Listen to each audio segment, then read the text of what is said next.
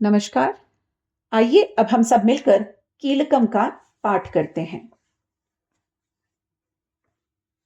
ओम चंडिका देवी को नमस्कार है।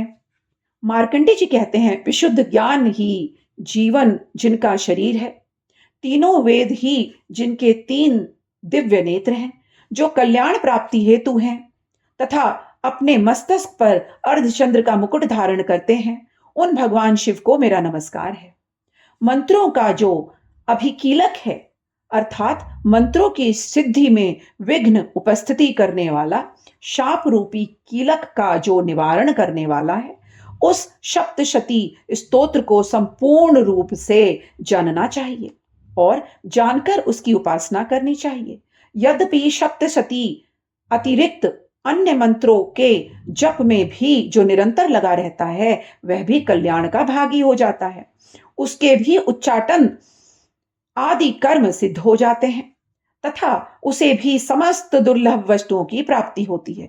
तथापि जो अन्य मंत्रों का जप करके केवल इस सप्तशती नामक स्तोत्र ही देव की स्तुति करते हैं, उसे स्तुति मात्र से ही या श्रवण मात्र से ही सच्चिदानंद स्वरूपिणी देवी सिद्ध हो जाती हैं। उन्हें अपने कार्य की सिद्धि के लिए मंत्र, औषधि तथा अन्य किसी साधन उपयोग की आवश्यकता नहीं रहती। बिना जप के ही उन्हें उच्चाटन आदि समस्त अभिचारित कर्म सिद्ध हो जाते हैं। इतना ही नहीं, उनकी संपूर्ण अभिष्ट वस्तुएं भी सिद्ध हो जाती हैं। लोगों के मन में यह शंका थी, अब केवल सप्तशती की उपासना अथवा सप्तशती को छोड़ करके अन्य मंत्रों की उपासना से भी समान रूप से ही कार्य सिद्ध हो जाते हैं, तब इनमें श्रेष्ठ कौन सा साधन है भाई?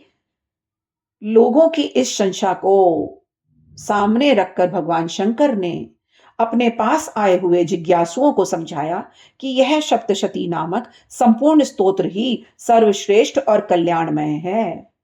उसके पश्चात भगवती चंडिका के सप्तशती नामक स्तोत्र को जो महादेव जी ने गुप्त कर दिया, सप्तशती पाठ से जो पुण्य प्राप्त होता है, उसकी कभी समाप्ति नहीं होती, किंतु अन्य मंत्रों के जप जन्य पुण्य की समाप्ति हो जाती है। अतः भगवान शिव ने अन्य मंत्रों की अपेक्षा जो सप्तशती की श्रेष्ठता का निर्णय किया, उसे यथार्थ ही जानना चाहिए। आइए हम जानें, अन्य मंत्रों का भी जप करने वाला पुरुष भी यदि सप्तश्लोकी स्तोत्र का जप या अनुष्ठान कर लेता है, तो उसे पूर्ण रूप से कल्याणमय का भागी होता है। उसका सदैव कल्याण होता है, इसमें कोई संदेह नहीं है।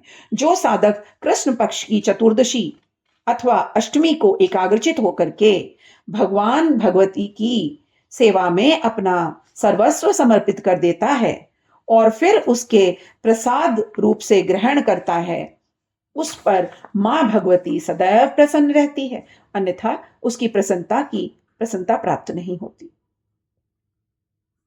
इस प्रकार सिद्धि के प्रतिबिंब बंधक रूप कीलक के द्वारा महादेव जी ने इस स्तोत्र कीलत कर रखा है, अभिमंत्रित कर रखा है, जो पूर्वोक्त रीति से निष्कीलन करके इस शब्द स्तोत्र का प्रतिदिन स्पष्ट उच्चारण पूर्वक पाठ करता है, उस मनुष्य को वह मनुष्य सिद्ध हो जाता है, वह देवी का प्रसाद सार्षद हो जाता है और वही गंधर्व भी होता है। सर्वत्र विचरते रहने पर भी इस संसार में उसको भय नहीं होता, वह अपमृत्यु वश में नहीं पड़ता, देह त्यागने के अनंतर मोक्ष की प्राप्ति होती है।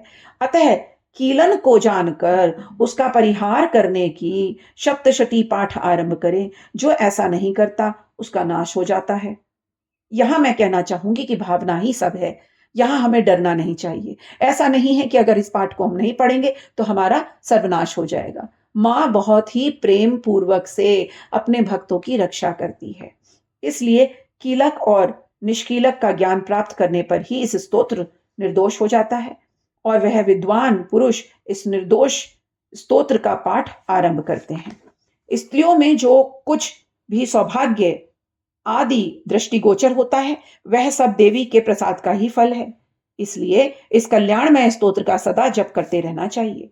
इस स्तोत्र का मनवंतर से मन से पाठ करने वाले सभी लोगों को सभी प्रकार का फल प्राप्ति होती है और उच्च स्वर पाठ से करने वाले पूर्ण फल की सिद्धि होती है। इस प्रकार उच्च स्वर से इसका पाठ आरंभ करना चाहिए या इसके पाठ को सुनना चाहिए। जिनके प्रसाद से ऐश्वर्य, सौभाग्य, आरोग्य, संपत्ति, शत्रुनाश और परम मोक्ष की प्राप्ति होती है, उन कल्याणमयी जगदम्बिका स्तुति मनुष्य क्यों नहीं करता। आइए हम सब मिलकर के सप्तसती का पाठ करें। ओम श्री दुर्गा नमः।